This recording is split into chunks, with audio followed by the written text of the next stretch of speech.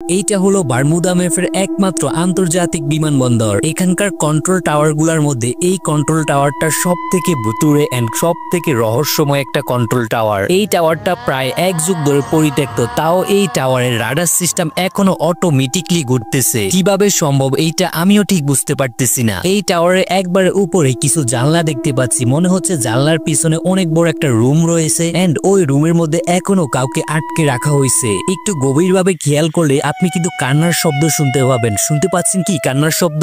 এই টাওয়ারের মাঝ বরাবর ফিলারের মধ্যে লক্ষ্য করলে কিছু ব্লাড স্যাম্পল দেখতে পাবেন। মনে হচ্ছে এই ব্লাড গুলো খুবই তাজা। টাওয়ারের দ্বিতীয় তলা একটা রুম দেখতে পাচ্ছি এন্ড রুমের দরজাটা চন্দন কাঠ দিয়ে খুবই সিকিউর ভাবে আটকে রাখা হয়েছে এন্ড দরজার মধ্যে একটা নোটিশ দেখতে পাচ্ছি। নোটিশের মধ্যে তন্ত্র মন্ত্র কিছু লিখে দেওয়া হয়েছে। আসলে এই রুমের মধ্যে কাকে এত ভয়ানক ভাবে আটকে রাখা হয়েছে? যদি বলেও বারমুদা ম্যাপের কোনো ফিলিয়ার এই দরজাটা খুলে দেয় তাহলে কি বারমুদা ম্যাপ পুরোটা ধ্বংস করে ফেলবে? এই রুমের জানলার কাজগুলি মনে হচ্ছে কেউ ইচ্ছে করে এত ভয়ানক ভাবে ভেঙে ফেলছে। এই টাওয়ারের দ্বিতীয় তলার ফ্লোরের মধ্যে একটু গভীরভাবে লক্ষ্য করলে দেখতে পাবে ফ্লোরের মধ্যে অনেকগুলো ব্লাড স্যাম্পলের দাগ দেখা যাচ্ছে। আসলে কেনই বা এখানে এত রক্তের দাগ দেখা যাচ্ছে আমিও ঠিক বুঝতে পারতেছি না। সেকেন্ড ফ্লোরের দরজাটার মতো ফার্স্ট ফ্লোরেও একটা ভয়ানক আকারের দরজা দেখা যাচ্ছে। মনে হচ্ছে এই টাওয়ারের ফার্স্ট ফ্লোরের রুমটাতেও ভয়ানক কিছু আটকে রাখা হয়েছে, যেটা এই বারমুদা ম্যাপের জন্য খুবই ভয়ানক। ফার্স্ট ফ্লোরের জানলাগুলো কেউ ইচ্ছে করে খুবই ভয়ানক আকারে ভেঙে ফেলছে।